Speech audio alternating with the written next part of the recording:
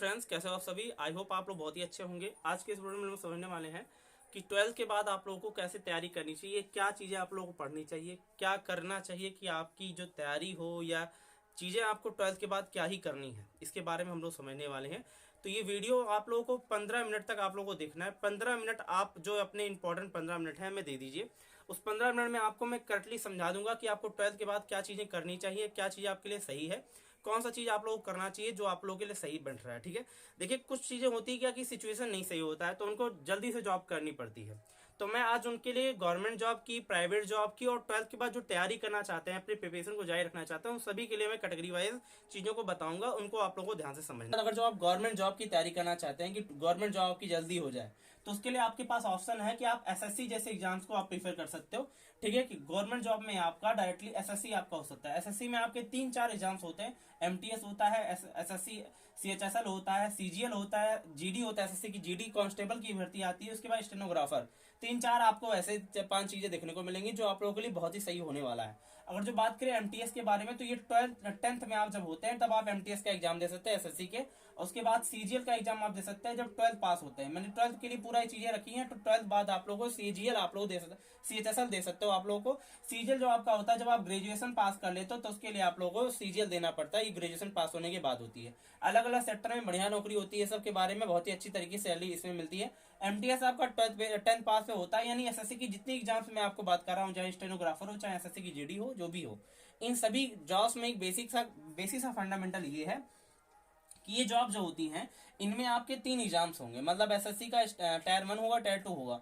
उसके बाद आप लोगों का जैसा उसके बाद स्कीम में रखे, यानी कि रिटन टेस्ट होगा या आपका टाइपिंग टेस्ट होगा, स्किल टेस्ट, जैसा तरीके से आपका कैटेगरी रहती है। जैसे आपका सीजीएल सीएचएसएल, आपका सीएचएसएल में भी आपके कई आएंगे। तो सीएचएसएल में आप देखोगे तो सीएचएसएल में आपको टाइपिंग टेस्ट मांगा जाता है। ठीक है, इसमें आप पहले आप टायर 1 निकालोगे, फिर टायर 2 निकालोगे, फिर आपका टाइपिंग टेस्ट होगा। उस हिसाब से आपकी सैलरी अच्छी मिल जाती है, अच्छी खासी जॉब भी मिलती है उसमें। ठीक है, ये आपको बहुत ही अच्छा बेनिफिट देगा। एसएससी जैसे एग्जाम पे चल सकते हैं। मान लीजिए आपका एसएससी नहीं करने का मन चीजें हैं, तो आपके पास रेलवे भी आपके पास है। Railway RRB NTPC group D की नौकरी होती है। ये बहुत ही अच्छी नौकरी होती है। ये भी आप देखते हो रेलवे वाली एजेंसी निकलती है, तो इसमें भी आप लोग फाइट कर सकते हो। उसके बाद आप लोग सुरक्षा बल कर्मी, जो आपने देखा होगा बहुत से एनएसजी के कमांडर या और भी कमांडर जो है बगल में इर्द गिर्द घूमते रहते हैं, पीएम के या और सभी मोर्चे के आपने देखा होगा, तो वो बहुत बड़े अधिकारी के भी पीछे आगे पीछे लगे रहते हैं। तो कमांडर वाली नौकरी भी आपकी, सुरक्षा बल की आपकी नौकरी हो सकती है। जो आप लोग के लिए है, बीएसएफ हो सकता है या सीआरपीएफ हो सकता है या एसएसबी हो सकता है। एसएसबी के कमांडर देखा होगा आपने, बगल में लगे रहते हैं। तो ये बहुत ही अच्छी नौकरी होती है। 12th पास होता है, इसमें भी आपका फिटनेस टेस्ट होता है, चीजें होती है, उस हिसाब से आप लोगों का देखने मिलता है। हाइट टेस्ट होने के बाद आप लोगों को देखने को मिलता है। अगर जो मैं बात करूं उसके बाद आप लोग क्या सकते हो, तो पुलिस का आप लोगों ने वैकेंसी देखा होगा। पुलिस का आप बहुत सी जगह, बहुत सारे स्टेट, अलग अलग स्टेट में आप लोग आ रहे होंगे, तो उसमें अलग अलग स्टेट में, जैसे यूपी में यूपीपी निकलता है, ऐसे आप लोगों के बहुत से एग्जाम्स में जो अलग अलग सेक्टर के हैं, उसमें पुलिस की भी वैकेंसी आप लोग देख सकते हो, पुलिस का मिल जाता है। उसके बाद भारतीय सेना में आप लोग, आर्मी में भी देख सकते हो, उसमें भी आपको डायरेक्ट वैकेंसी निकलती है अलग से, तो आप आर्मी में भी ट्राई कर सकते हो, सर्विस थ्रू भी हो सकता है। बैंकिंग में आप 12th पास के बाद आपको बैंकिंग के भी आते हैं और ग्रेजुएशन के बाद भी आता है, तो दोनों में से कोई आप ट्राई कर सकते हो। अगर मैं बात करूं एनडीए के बारे में, तो आपने देखा होगा नेशनल डिफेंस एकेडमी, जो बहुत ही अच्छी तरीके से एग्जाम, लेकिन इसकी एग्जाम की बात करें तो इसका एग्जाम यूपीएससी लेती है। तो यूपीएससी को एग्जाम नॉर्मल तो होगा नहीं, बहुत अच्छा एग्जाम होता है, उसका पता ही आप लोगों को है। तो यूपीएससी जैसे एग्जाम अगर जो एनडीए का ले रही है, तो बहुत ही टफेस्ट होता है। इसमें जो आप लोग देखोगे तो इसमें पोस्ट कम होते हैं, 280 230 ऐसे ऐसे करके पोस्ट निकलते हैं, और अलग अलग सेक्टर में निकलता है। इंडियन आर्मी का निकल सकता है, इंडियन एयरफोर्स का निकल सकता है, या इंडियन नेविक का निकल सकता है। नेविक का आप लोगों को देखने को मिलता है, नाविक का।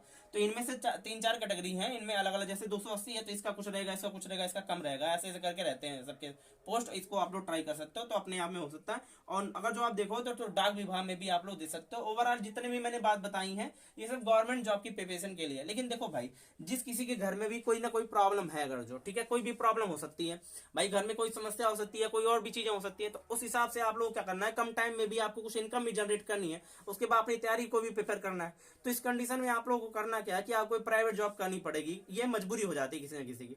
तो प्राइवेट जॉब में भी कौन सी जॉब करें जो हमारे लिए सेफ रहे और हम उससे तैयारी अपनी आगे जारी रख सकते हैं, इसके बारे में भी आपको मैं बताने वाला हूं। तो अगर जो आप प्राइवेट जॉब को प्रीफर कर रहे हो, प्राइवेट जॉब की तैयारी करना चाहते हो, तो उसके लिए आप क्या कर सकते हो, आप लोग देख सकते हो अपने कंटेंट क्रिएटर कुछ हो सकते हो। कंटेंट क्रिएटर जैसे आप देख रहे हो, मुझे यूट्यूब पे देख रहे हो या कहीं पर भी देख रहे हो, तो यूट्यूब पे देख रहे हो तो मैंने अपना कंटेंट खुद क्रिएट किया, तो मैं कंटेंट क्रिएटर हुआ। ऐसे बहुत से स्किल आपके हो सकते हैं जो आप लोग कंटेंट क्रिएट कर सकते हो, ठीक है, या क्रिएट करके किसी को दे सकते हो, उससे भी आपकी इनकम जनरेट हो सकती है। ऐसे बहुत से ऑप्शन है, तो मतलब कंटेंट क्रिएटर बन सकते हो आप लोग। फोटोग्राफर बन सकते हो, अलग अलग सेक्टर में देखो बहुत अच्छे अच्छे फोटोग्राफर के बड़े अच्छे अच्छे इनकम होते हैं, तो वो भी आप कर सकते हो। जैसा आपने देखा होगा ब्यूटिशियन का भी कोर्स कर सकते हो। अब ये मत कहना कि सर ब्यूटिशियन के कोर्स तो आप लोगों को गर्ल्स ही देखने को मिलते हैं, ऐसे नहीं है, बॉयज के भी बहुत से अच्छे अच्छे ब्यूटिशियन का कोर्स है, बॉयज भी करते हैं। जैसे आपने देखा होगा डिजाइनर, किसी के कपड़े डिजाइन करने वाला या कोई और भी चीजें हो गई, अलग अलग जगह हीरो को तैयार करना है, चीजें करनी है, तो उसमें भी ब्यूटिशियन का बहुत इंपॉर्टेंट रोल रहता है, तो वहां भी आप कर सकते हो, कोई दिक्कत नहीं। प्राइवेट जॉब में ऐसी चीजें मिलती हैं। ये पार्ट टाइमर भी जॉब होता है, फुल टाइमर भी, पार्ट टाइमर, जैसा भी आप चाहो इनकम जनरेट कर सकते हो। देखो अगर जो इनमें सैलरी फिक्स है, इनमें सैलरी फिक्स नहीं होती, जितना मर्जी उतना आप इनकम जनरेट कर सकते हो। इसकी बात करें आपने तो आप ले सकते हैं ट्यूशन टीचर बन सकते हो। ट्यूशन टीचर मतलब आपको किसी को कोचिंग पढ़ा सकते हो, तरीके से आप लोग इनकम जनरेट कर सकते हो। डाटा एंट्री आप लोगों को आती है, डाटा एंट्री में भी आप लोग इन्वेस्ट कर सकते हो। जैसे आपने अगर जो आप लोगों को एक्सेल पे वर्क करना अच्छा आता है, तो बहुत सी कंपनी आपको हायर कर लेंगी, वहां से आप इनकम जनरेट करेंगे, चीजें करेंगे, आपको टाइमिंग के हिसाब से हो जाता है। बाकी अपनी प्रिपरेशन जारी रख सकते हैं आप लोग टाइपिस्ट हो सकता है, मतलब टाइपिस्ट मतलब जो टाइपिंग करने के लिए स्किल आपके अंदर है, तो टाइपिंग भी आप लोग कर सकते हो, कोई दिक्कत इसमें नहीं है। कहीं पर भी टाइपिंग कर सकता है, 1-2 घंटा कर दिया, कुछ आपको रुपए मिल गए, आपने इनकम जनरेट की, आपने तैयारी अपनी जारी रख ली, तो ये भी आप कर सकते हो। या टेलीकॉलर के आप वर्क कर सकते हो। जैसे कॉल करने वाले बहुत सी कंपनियां होती हैं, बहुत से इंस्टीट्यूट होते हैं जिनके पास खुद के कॉल करने के मेंबर नहीं है, तो बाहर से ही हायर करते हैं, तो उसके लिए आप क्या कर सकते हो, उनमें कॉलिंग का भी काम कर सकते हो। आप कॉल कर सकते हो, बता सकते हो चीजों को, भाई हमारे यहाँ ये चीजें हैं, उनके हिसाब से बताओगे तो वो चीजें भी आप लोग कर सकते हो। स्किल बेस्ड वर्क, आपको कुछ भी आपके पास स्किल हो, कोई भी स्किल आपके पास हो, सिलाई कढ़ाई बुनाई, कुछ भी आपके पास स्किल हो, उसके बेस पे भी आप वर्क कर सकते हो, अपना इनकम जनरेट कर सकते हो।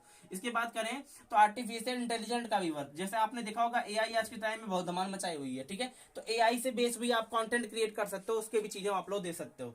लेकिन देखो भाई, ये तो मैंने बात बता दी आपको प्राइवेट जॉब की, गवर्नमेंट जॉब की, और चीजें बता दी। लेकिन अगर जो आप लोगों को क्या करना है कि अपनी पढ़ाई को कंटिन्यू जारी रखना है, अभी आपका ऐसा कोई दिक्कत नहीं है, कोई प्रॉब्लम नहीं है फैमिली में, या कोई चीजें नहीं है आपकी है, तो आप लोग लगातार पढ़ाई कर सकते हो। पढ़ाई के भी कई बेसिस में तरीका बता रहा हूँ कि आपको किस किस तरीके से पढ़ाई करनी चाहिए, कि आपका कैसे तरीके से स्किल बढ़िया हो। 15 मिनट आपको देने हैं मुझे, और 15 मिनट में 100% आपको पूरी चीजें क्लियर हो जाएंगी। आप देखो आगे पढ़ाई आप कर सकते हो, बीए कर सकते हो, बीएससी कर सकते हो, बीकॉम कर सकते हो, बीटेक कर सकते हो, आईटीआई का भी ऑप्शन मैंने रखा है।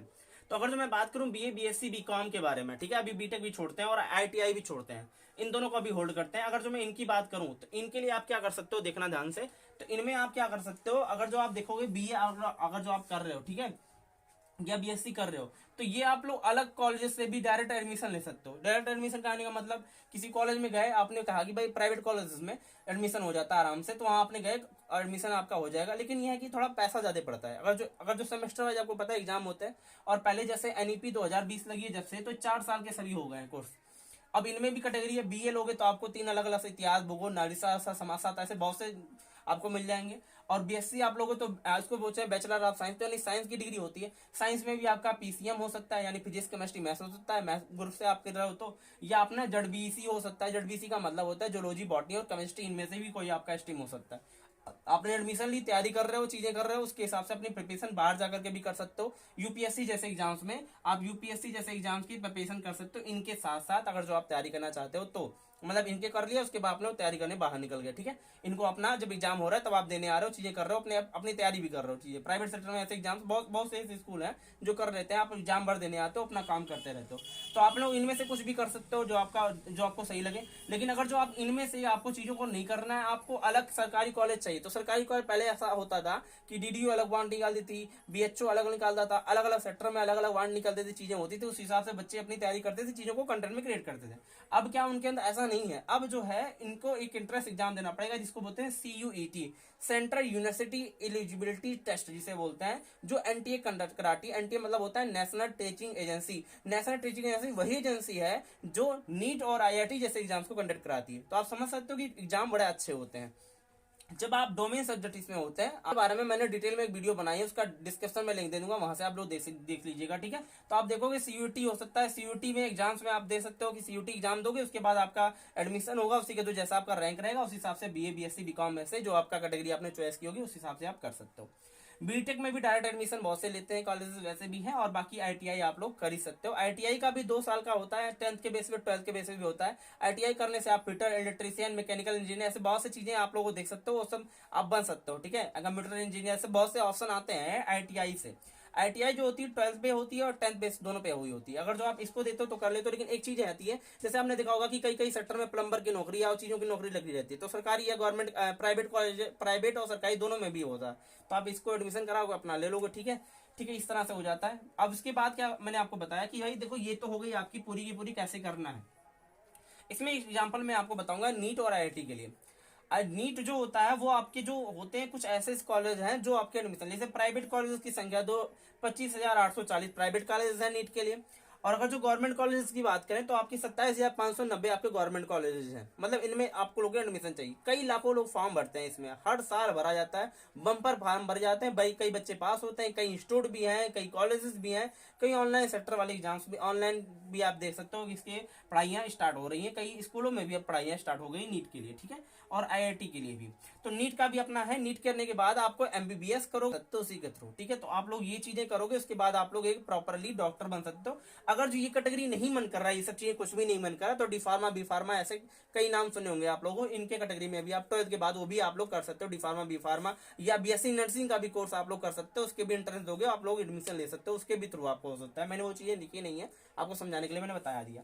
अगर जो आप ITI करते हो तो ITI में भी दो होते हैं, जेई मेंस और जेई एडवांस। आपको पता है कि विश्व का अगर जो मैं बात करूं, ठीक है, तो सेकंड सबसे टफेस्ट एग्जाम होता है ITI, और भी जेई का एडवांस स्टेप बहुत टफ होता है, आपको पता है बहुत ही कम बच्चे इसको क्वालिफाई कर पाते हैं। बेसिकली अगर जो बात करें भारत सरकार द्वारा मान्यता प्राप्त कॉलेजेस की बात करें तो 23 ही आपके कॉलेजेस ऐसे हैं जो आपके IIT के हैं, ठीक है। IIT के सिर्फ 23 ऐसे कॉलेजेस हैं जो भारतीय सरकार द्वारा स्थापित हैं। इनमें बात करें कुल सीट कितनी होती है, बहुत से बच्चे फाइट करते हैं, लेकिन सीटों की संख्या होती है 11,280 लगभग में, इतनी सीटें ही होती हैं, और इस पे बच्चे कई सारे बच्चे फाइट करते रहते हैं। तो ओवरऑल देख सकते हो आप लोग ITI कर सकते हो, ITI कर सकते हो, IIT कर सकते हो, ITI करो, ITI और IIT में बहुत अंतर है, ये इंजीनियरिंग डिग्री है, ठीक है, और ये ITI आपका फिटर, इलेक्ट्रीशियन, मैकेनिकल इसमें थ्रू हो जाता है। ये चीजें अलग है और ये एकदम से अलग है, ठीक है। मतलब नीट IIT आप कर सकते हो इनमें से कोई भी, या आप इसके थ्रू भी कोई आप लोग चीजें कर सकते हो। आई होप आपको इतने में भी समझ में आ गया होगा कि चीजों को आप लोगों को किस तरह करना है और कैसे कैसे अपनी तैयारी को आप लोगों को जारी रखना है। आप लोगों के लिए कुछ भी हेल्पफुल रहा हो तो वीडियो को लाइक कीजिएगा और चैनल को सब्सक्राइब कीजिएगा, बेल आइकन को कीजिएगा, अपने दोस्तों के साथ शेयर कीजिएगा तो उनको भी बेनिफिट हो सके। धन्यवाद, जय हिंद।